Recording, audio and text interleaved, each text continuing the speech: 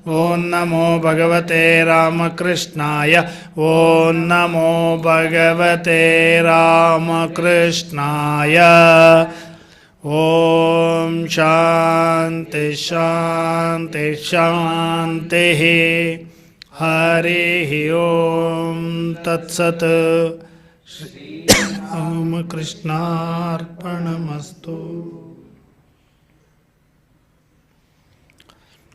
ಎಲ್ಲರೂ ಆ ಪಾದಗಳಿಗೆ ತಲೆ ಮುಟ್ಟಿಸಿ ನಮಸ್ಕರಿಸಿ ಶ್ರೀರಾಮಕೃಷ್ಣರನ್ನು ಪ್ರಾರ್ಥಿಸೋಣ. ನಮ್ಮನ್ನು ಸದಾ ಆಧ್ಯಾತ್ಮಿಕ ಚಿಂತನೆಯಲ್ಲಿರುವಂತೆ. ನಿಮಗೆಲ್ಲ ಗೊತ್ತಂಗೆ ಜನವರಿ 1 ಕಲ್ಪತರು ದಿನದಂದು ಶ್ರೀರಾಮಕೃಷ್ಣರು ಎಲ್ಲರಿಗೂ ಆತ್ಮ ಜಾಗೃತಿಯಾಗಲಿ, ಆತ್ಮ ಪ್ರಕಾಶ ಆಗಲಿ ಅಂತ ಅವರು ಅವತ್ತು ಆಶೀರ್ವಾದ ಮಾಡಿರ್ತಾರೆ. ಎಲ್ಲರಿಗೂ ಅದನ್ನು ನಾವು ಬೇಡೋಣ. ನಮ್ಮಲ್ಲಿ ಆತ್ಮ ಜಾಗೃತಿ ಆಗಲಿ, ನಮ್ಮಲ್ಲಿ ನಾವು ಆತ್ಮಚಿಂತನೆ ಸದಾ ಇರಲಿ. ಯಾವಾಗ ನಮ್ಮಲ್ಲಿ ಆತ್ಮಚಿಂತನೆ ಇರುತ್ತೋ ನೋಡಿ, ಬೇಕಾದ್ರೆ ನೀವು ಯಾವಾಗಲೂ ಆತ್ಮಚಿಂತನೆ ಮಾಡ್ತಾ ಇದ್ದಾಗ ನಿಮಗೆ ಯಾವುದೂ ಕಷ್ಟಗಳು ಕಷ್ಟ ಅನಿಸಲ್ಲ. ಯಾರು ಬೈದರೂ ಏನೂ ಅನಿಸಲ್ಲ. ಯಾರ್ದು ಬೈತಿದ್ರೆ ಈ ದೇಹ ನೋಡ್ಕೊಂಡು ಬೈತಾರೆ, ನನ್ನ ಆತ್ಮ ನೋಡ್ಕೊಂಡು ಬೈಯೋಕ್ಕೆ ಸಾಧ್ಯನೇ ಇಲ್ಲ ಅನ್ನೋದು ಬಂದ್ಬಿಡುತ್ತೆ ನಮಗೆ. ಏನು ದೇಹಕ್ಕೆ ತಾನೇ ಬೈತಾರೆ, ದೇಹ ಇರೋವ್ರಿಗೂ ಬೈತಾರೆ, ದೇಹ ಇಲ್ಲದಿದ್ಮೇಲೆ ಎಲ್ಲಿ ಬೈತಾರೆ? ಆ ಥರ ನನ್ನ ಆತ್ಮ, ಅದಕ್ಕೆ ಯಾರು ಏನು ಮಾಡೋಕ್ಕಾಗಲ್ಲ ಅನ್ನೋ ಆ ಆತ್ಮಚಿಂತನೆ ನಮ್ಮಲ್ಲಿ ಬರ್ತಾ ಇದ್ದಾಗ ನಾವು ಆಟೋಮೆಟಿಕ್ಕಾಗಿ ನಾವೆಲ್ಲ ಸಜ್ಜನರೇ ಆಗೋಗ್ಬಿಟ್ಟಿರ್ತೀವಿ.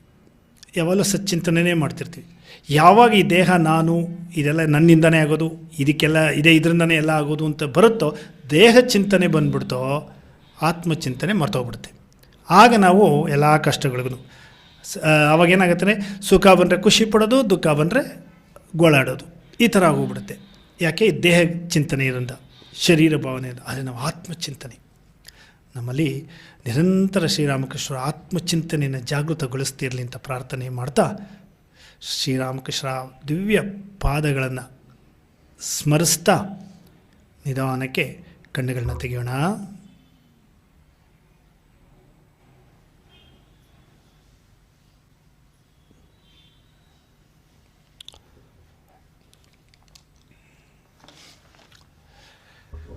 ಈಗ ನಮ್ಮ ನೀತಿ ಕಥೆ ಸೆಷನ್. ಇವತ್ತು ನಮ್ಮ ಸನ್ಮತಿ ಒಂದು ನೀತಿ ಕಥೆ ಹೇಳೋದಕ್ಕೆ ಬರ್ತಿದ್ದಾಳೆ. ಅವಳು ಯಾವ ಒಂದು ನೀತಿ ಕಥೆ ಹೇಳ್ತಾಳೆ, ಆಮೇಲೆ ಒಂದು ದಮ್ ಚರಡ್ಸ್ದು ಒಂದು ಆ್ಯಕ್ಷನ್ನು ಮಾಡಿ ಇವತ್ತಿನ ಕ್ವಶ್ಚನ್ನು ಕೇಳ್ತಾಳೆ.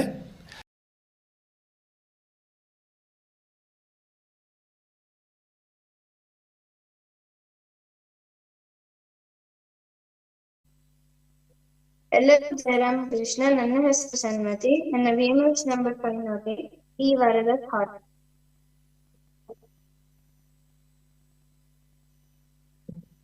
ನಾನಿವತ್ತು ಒಂದು ಭಕ್ತ ಪುರಂದರದಾಸರದು ಒಂದು ಕಥೆ ಹೇಳ್ತಾ ಇದ್ದೀನಿ.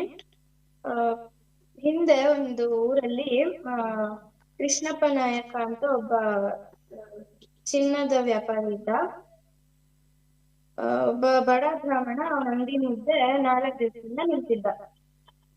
ಕೃಷ್ಣಪ್ಪ ನಾಯಕ ಅವನನ್ನ ಗಮನಿಸಿದ್ರು ಗಮನಿಸದೇ ಇಲ್ದಿರೋ ಒಂಥರ ಇದ್ದ. ಆಮೇಲೆ ಹೋಗಿ ಕೇಳ್ದ, ನಿನಗೆ ಏನ್ ಬೇಕು, ಏನಕ್ಕೆ ಇಲ್ಲಿ ನಿಂತಿದ್ಯಾ ಅಂತ. ಅವಾಗ ಬಡ ಬ್ರಾಹ್ಮಣ ಹೇಳ್ದ, ಸ್ವಾಮಿ ನನ್ ಮಗನಿಗೆ ಉಪನಯನ ಮಾಡ್ಬೇಕು, ಏನಾದ್ರು ಸಹಾಯ ಮಾಡಿ ಅಂತ ಹೇಳ್ದ. ಅದಕ್ಕೇನೆ ಕೃಷ್ಣಪ್ಪ ನಾಯಕ, ಭಿಕ್ಷೆ ಬೇಡಕ್ ಬಂದಿದ್ಯಾ, ಇವಾಗ ಕೇಳೋ ಸಮಯ ಅಲ್ಲ, ನಾಳೆ ಬೆಳಿಗ್ಗೆ ಬಾ ಅಂತ ಹೇಳ್ತಾನೆ. ಆ ಬಡ ಬ್ರಾಹ್ಮಣ ಬೆಳಿಗ್ಗೆ ಬರ್ತಾನೆ. ಅವಾಗ ಹೇಳ್ತಾನೆ, ಸ್ವಾಮಿ ಹೇಳ್ದಂಗೆ ನಾನು ಬೆಳಿಗ್ಗೆ ಬಂದಿದ್ದೇನೆ, ಏನಾದ್ರು ಸಹಾಯ ಮಾಡಿ ಅಂತ ಹೇಳ್ತಾನೆ. ಅದಕ್ಕೆ ಕೃಷ್ಣಪ್ಪ ನಾಯಕ, ಏನು ನನ್ನ ಆಸ್ತಿಯನ್ನೇ ಹಾಕಿರೋ ಒಂಥರ ದರ್ಪ ಮಾಡ್ತಾ ಇದ್ಯಾ, ಮತ್ತೆ ನಾಳೆ ಬೆಳಿಗ್ಗೆ ಬಾ ಅಂತ ಹೇಳ್ತಾನೆ. ಅವತ್ ರಾತ್ರಿ ಊಟ ಮಾಡ್ಬೇಕಾದ್ರೆ ಪಾಪ ಆ ಬಡ ಬ್ರಾಹ್ಮಣ 4 ದಿವಸದಿಂದ ಅಂಗಡಿ ಮುಂದೆ ನಿಂತಿದ್ದಾನೆ, ಏನಾದ್ರೂ ಸಹಾಯ ಮಾಡು, ನಿಮಗ್ ಮಾಡಕ್ ಇಷ್ಟ ಇಲ್ಲ ಅಂದ್ರೆ ಹೇಳ್ಬಿಡಿ ಅವನಿಗೆ ಅಂತ ಹೇಳ್ತಾನೆ. ಓ, ಅವನು ಇಲ್ಲಿಗೂ ಬಂದಿದ್ನ, ಅವನಿಗೆ ಗೊತ್ತಾಗ್ಬೇಕು ನನ್ನ ಬೇರೆ ಕಡೆ ಹೋಗ್ಬೇಕು ಅಂತ ಹೇಳ್ತಾನೆ. ಮಾರನೇ ದಿನ ಸರಸ್ವತಿ ಪಿತಾನೇ ದೇವರು ಅಂತ ಅನ್ಕೊಂಡು ಆ ಅವಳ ಸಹಾಯ ಮಾಡ್ಬೇಕು ಅಂತ ಅನ್ಕೊಂತಾಳೆ. ಅದಕ್ಕೆ ಬಡ ಬ್ರಾಹ್ಮಣ ಮತ್ತೆ ಅಂಗಡಿ ಹತ್ರ ಬಂದ್ತಾನೆ. ಅವಾಗ ಕೃಷ್ಣಪ್ಪ ನಾಯಕ ಬ್ರಾಹ್ಮಣನ್ಗೆ ಸೌದೋಗಿರೋ ಕಾಸುಗಳನ್ನ ಕೊಡ್ತಾನೆ. ಅವಾಗ ಬಡ ಬ್ರಾಹ್ಮಣ ಅನ್ಕೊಂತಾನೆ, ಇದೇನಪ್ಪ ಇದು ಸೌದೋಗಿರೋ ಕಾಸುಗಳನ್ನ ಕೊಟ್ಟಿದ್ದಾರೆ, ಇದರಿಂದ ನಾನು ಏನಾದ್ರೂ ಮಾಡಕ್ಕಾಗತ್ತೆ ಅಂತ ಹೇಳ್ಬಿಟ್ಟು ಯೋಚನೆ ಮಾಡ್ಕೊತಾನೆ. ಅವಾಗ ಅವನಿಗೊಂದು ಬಟ್ಟೆ ಕೊಡ್ಬೇಕು. ಸೀದಾ ಕೃಷ್ಣಪ್ಪ ನಾಯಕನ ಮನೆ ಹತ್ರ ಹೋಗ್ತಾನೆ. ಅವಾಗ ಸರಸ್ವತಿ ಕೇಳ್ತಾಳೆ, ನನ್ ಗಂಡ ನಿಂಗೆ ಏನಾದ್ರೂ ಸಹಾಯ ಮಾಡಿಲ್ಲ ಅಂತ. ಅದಕ್ಕೆ ಬಡ ಬ್ರಾಹ್ಮಣ ಹೇಳ್ತಾನೆ, ಅಯ್ಯೋ ತಂಗಿ ನೋಡಿ, ನಿಮ್ ಗಂಡ ನನಗೆ ಸೌದೋಗಿರೋ ನಾಣ್ಯಗಳನ್ನು ಕೊಟ್ಟಿದ್ದಾರೆ, ಇದರಿಂದ ನಾನು ಏನಾದ್ರೂ ಮಾಡಕ್ಕಾಗತ್ತೆ, ಇನ್ 2ನೇ ದಿವಸ ಇದೆ ಹೋಗ್ಲಿಕ್ಕೆ, ನನ್ಗೆ ಏನ್ ಮಾಡ್ಬೇಕಂತಾನೆ ಗೊತ್ತಾಗ್ತಿಲ್ಲ ಅಂತ ಹೇಳ್ತಾನೆ. ಅದಕ್ಕೆ ಸರಸ್ವತಿ ಯೋಚನೆ ಮಾಡ್ಬಿಟ್ಟು, ಅವಳ ಹತ್ರನೂ ಕಾಸುಗಳಿಲ್ಲ, ಯೋಚನೆ ಮಾಡಿ ಅವಳದು ವಜ್ರದ ಮೂರ್ತಿನ ಬ್ರಾಹ್ಮಣನ ಕೈ ಕೊಡ್ತಾನೆ. ಇದ್ರಲ್ಲಿ ಎಷ್ಟಾಗುತ್ತೋ ಅಷ್ಟನ್ನ ಇಟ್ಕೊಂಡು ಒಳ್ಳೇದಾಗ್ಲಿ ಅಂತ ಹೇಳ್ಬಿಟ್ಟು ಕಳಿಸ್ತಾಳೆ. ಮತ್ತೆ ಬ್ರಾಹ್ಮಣ ಹೋಗಿ ಕೃಷ್ಣಪ್ಪನಿಗೆ ಅದನ್ನೇ ಕೊಡ್ತಾನೆ. ಅವಾಗ ಕೃಷ್ಣಪ್ಪ ನಾಯಕ, ಇದ್ರದ್ದು ಬೆಲೆ ನಿಮ್ಗೆ ಎಷ್ಟು ಅಂತ ಗೊತ್ತಾ ಅಂತ ಕೇಳ್ತಾನೆ. ಅದಕ್ಕೆ ಬ್ರಾಹ್ಮಣ ಹೇಳ್ತಾನೆ, ಇದ್ರದ್ ಬೆಲೆ ನನಗೆ ಗೊತ್ತಿಲ್ಲ ಸ್ವಾಮಿ, ಇದನ್ನ ನಂಗೊಬ್ರು ಭಕ್ತರು ದಾನವಾಗಿ ಕೊಟ್ರು ಅಂತ ಹೇಳ್ತಾನೆ.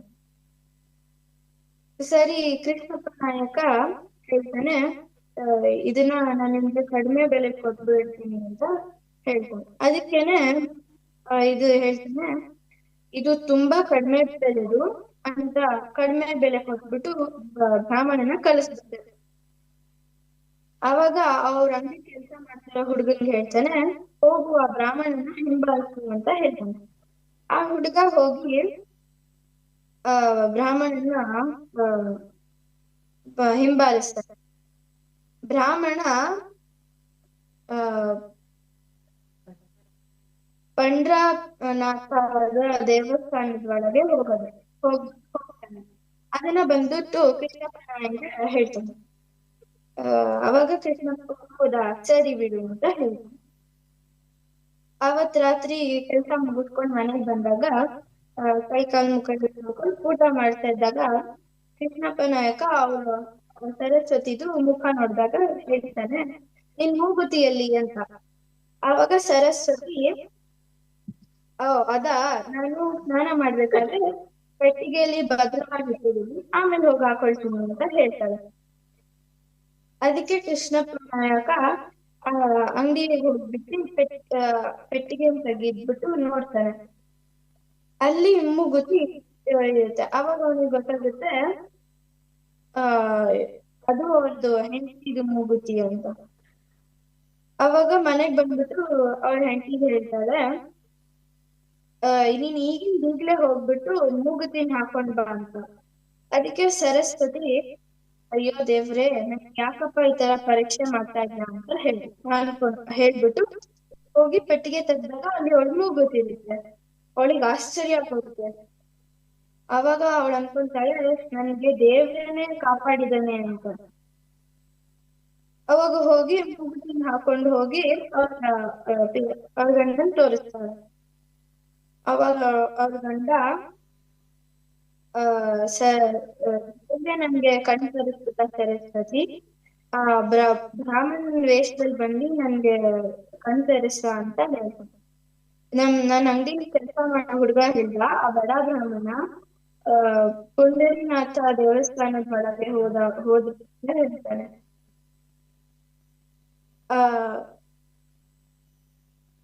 ಅವತ್ತಿಂದ ಅವನು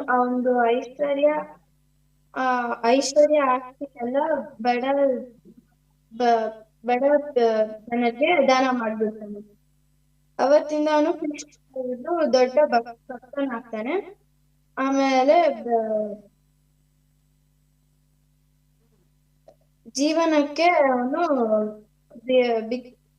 ಭಿಕ್ಷೆ ಮಾಡ್ತಾನೆ. ಭಿಕ್ಷೆ ಮಾಡ್ಬೇಕಾದ್ರೆ ಅವನು ದಾಸರದ್ದು ಹಾಡು ಹಾಡ್ತಾನೆ. ಅದೇ ದಾಸರದ್ದು ಹಾಡು ಇವಾಗ ಕರ್ನಾಟಕದ ಶಾಸ್ತ್ರೀಯ ಸಂಗೀತ. ಅವ್ರನ್ನ ನಾವು ಪುರಂದರದಾಸರು ಅಂತ ಕರಿತೀವಿ. ಅವರು ತುಂಬಾ ಹಾಡುಗಳನ್ನ ಬರೆದಿದ್ದಾರೆ. ಕರ್ನಾಟಕದ ಶಾಸ್ತ್ರೀಯ ಸಂಗೀತ ಆದ್ಮೇಲೆ ಇನ್ನು ಆಮೇಲೆ ಅವ್ರನ್ನ ಸಂಗೀತದ ಪಿತಾಮಹ ಅಂತಾನು ಕರೀತಾರೆ. ಸೊ ನಾವ್ ಈ ಕಥೆಯಿಂದ ಏನ್ ತಿಳ್ಕೊಬೋದು ಅಂದ್ರೆ, ನಾವು ದೇವ್ರ ಮೇಲೆ ನಂಬಿಕೆ ಇಟ್ರೆ ಆ ದೇವ್ ಅಚಲವಾದ ನಂಬಿಕೆ ಇಟ್ರೆ ದೇವ್ರು ನಮ್ಮನ್ನ ಯಾವುದೇ ಪರಿಸ್ಥಿತಿಯಲ್ಲಿದ್ರು ಕಾಪಾಡ್ತಾನೆ. ಜಯರಾಮ್ ಕೃಷ್ಣ.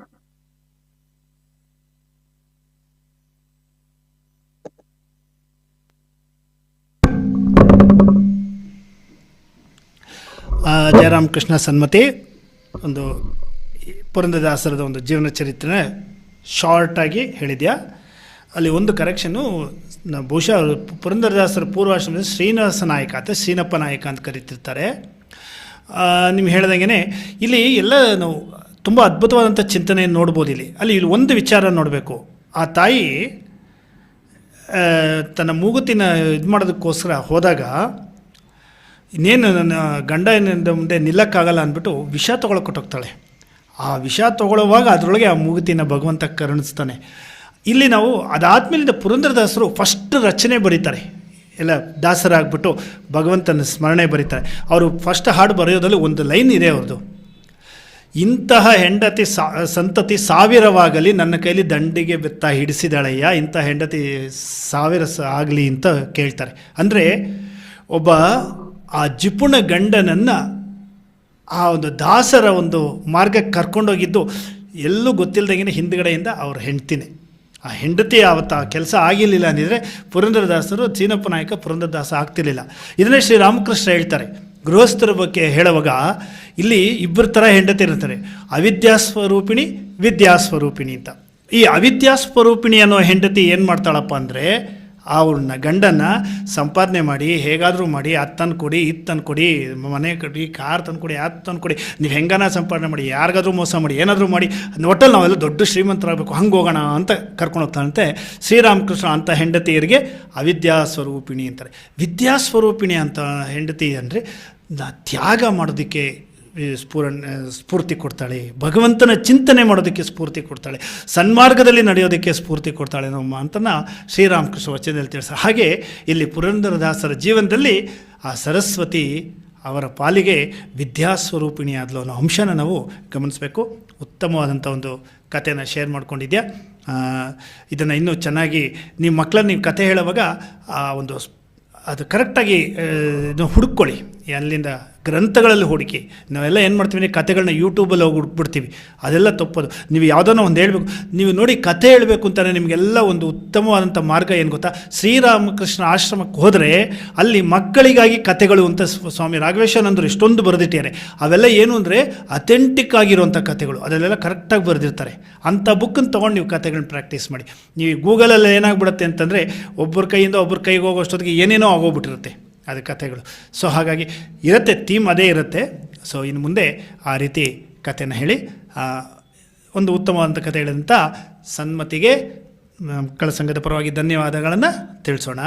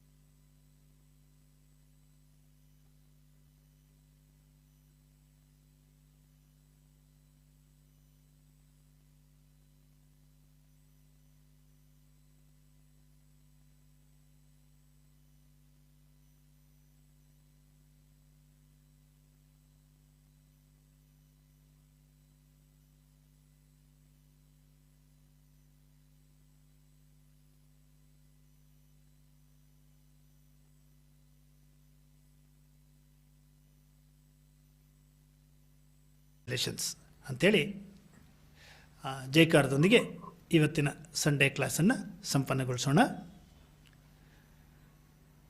ಜೈ ಶ್ರೀ ಗುರು ಮಹಾರಾಜ್ ಜಿ ಕಿ ಜೈ. ಜೈ ಶ್ರೀ ಮಹಾಮಾಯಿ ಕಿ ಜೈ. ಜೈ ಶ್ರೀ ಸ್ವಾಮೀಜಿ ಮಹಾರಾಜ್ ಜಿ ಕಿ ಜೈ.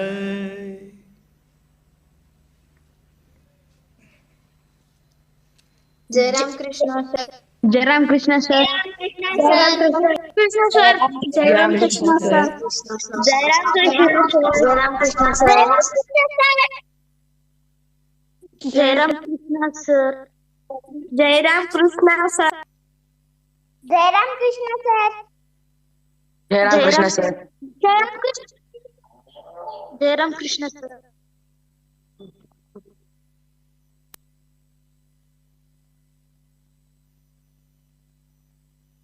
जय राम कृष्ण सर.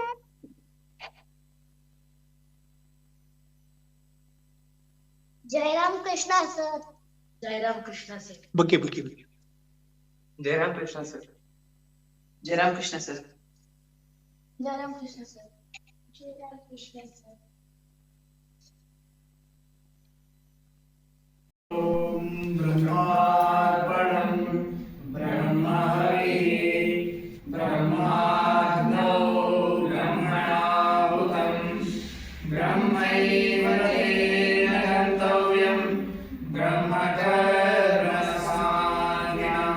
हरिः ओम्.